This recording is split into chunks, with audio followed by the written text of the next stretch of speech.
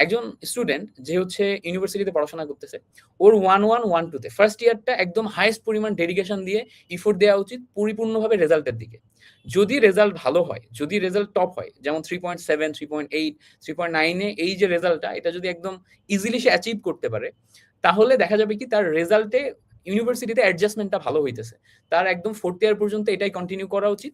এইটার পাশাপাশি সে অল্প কিছু স্কিলে ফোকাস করতে পারে, যাতে রেজাল্ট করে বের হওয়ার পরেই যেকোনো দিকে ক্যারিয়ার যখন সুইচ করবে, এই স্কিলগুলো তাকে মানে হেল্প করে। কি টাইপের স্কিল?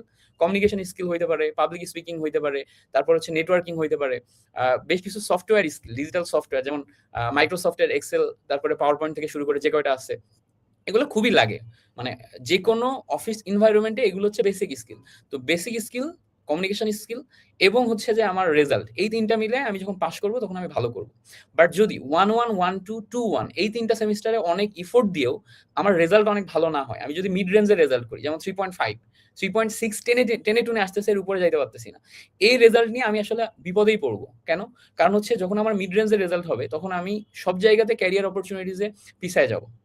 রেজাল্ট মিড রেঞ্জে ধরে রাখতে যে আমি কোনো স্কিলের দিকে ফোকাস করতেছি না, অন্য কোনো স্কিলে স্পেশালাইজেশন করতেছি না। আবার দেখা যাচ্ছে যে এই রেজাল্ট দিয়ে আমার যে টিচিং এ যাওয়ার যে চান্স ছিল, মানে ইউনিভার্সিটি টিচিং বিশেষ করে, এটাতেও আমার অপরচুনিটিস খুব কম। তো মিড রেঞ্জের রেজাল্ট দিয়ে আমি ম্যাক্সিমাম ক্ষেত্রেই মানুষদের দেখছি যে তারা বেশ বিপদেই পড়ছে, লম্বা একটা সময় বেকার থাকা লাগছে। তো সেই ক্ষেত্রে আমি বলবো, যদি তোমার মানে যারা আমার জুনিয়র আছে দেখতেছো, তোমাদেরকে তুমি করে বলি, তোমার যদি রেজাল্ট ভালো না হয়, মানে তুমি যদি অনেক ট্রাই করো মিড রেঞ্জে রেজাল্ট করো, তাহলে রেজাল্টটা মিড রেঞ্জেই ধরে রাখো। দেখো যে মিনিমাম কতটুকু ইফোর্ট দিয়ে রেজাল্টটা মিড রেঞ্জে থাকতেছে, ওই ইফোর্টটা দাও।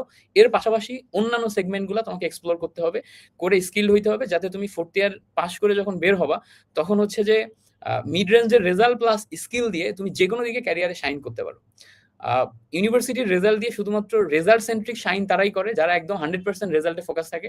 এবং এই ক্ষেত্রেও আবার বেশ কিছু, মানে আমি আমার প্রিভিয়াস এক্সপিরিয়েন্স থেকে দেখছি, যারা আমার সিনিয়র ছিল, ব্যাচমেট এবং জুনিয়র, ভালো রেজাল্ট করছে, সাবজেক্টটাও মেটার করে। ওই সাবজেক্টে যদি ক্যারিয়ার অপরচুনিটিস অনেক কম থাকে, তাহলে দেখা যায় যে আমার অনেক ভালো রেজাল্ট করার পরও আমি কিন্তু ক্যারিয়ারে বসে থাকতেছি। এরকম অনেকে আছে যাদের রেজাল্ট অনেক ভালো, টপ, বাট ওই সাবজেক্টে ক্যারিয়ার অপরচুনিটিস খুব কম।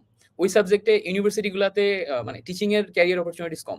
তো সেই ক্ষেত্রে দেখা যায় যে হচ্ছে বেশ বড় ধরনের একটা বিপদে পড়ে, লম্বা সময় বেকার থাকতে হয়। তো আলটিমেটলি কেউই বেকার থাকে না, সবারই ইউনিভার্সিটি পাস করার পরে টনক নড়ে যে না, আমার এখন থেকে কিছু একটা করতে হবে।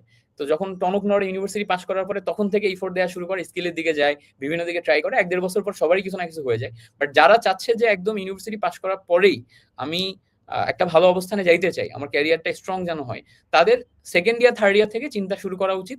যদি ইউনিভার্সিটির রেজাল্টটা ভালোভাবে অ্যাডাপ্টেশন হয়, তাহলে ওটা ধরে রাখতে হবে আর অল্প কিছু স্কিল। আর যদি ইউনিভার্সিটির রেজাল্টটা ভালোভাবে অ্যাডাপ্টেশন না হয়, তাহলে শুরু থেকে ফোকাস করতে হবে যে আমার ক্যারিয়ারে আর কি কি স্কিল লাগবে। সেই স্কিলগুলা দিকে ট্রায়াল অ্যান্ড এরর করে বেশ কিছু স্কিলে যদি স্পেশালাইজেশন হয়, তাহলে 4th ইয়ারে থাকা অবস্থাতেই একটা ভালো অবস্থানে পৌঁছানো সম্ভব। এটা আমার জন্য এভাবে ওয়ার্ক করছে, অ্যান্ড আমি যেটা খেয়াল করছি আমি সেটাই বললাম। আই কুড বি রং, অন্য মানুষের অন্য ওয়ে থাকতে পারে। আরো অভিজ্ঞ যারা আছে, যারা আমার থেকে এক্সপিরিয়েন্স, তাদের সাথে কথা বললে অনেকের হয়তো ক্লিয়ারিটি আরো বাড়বে।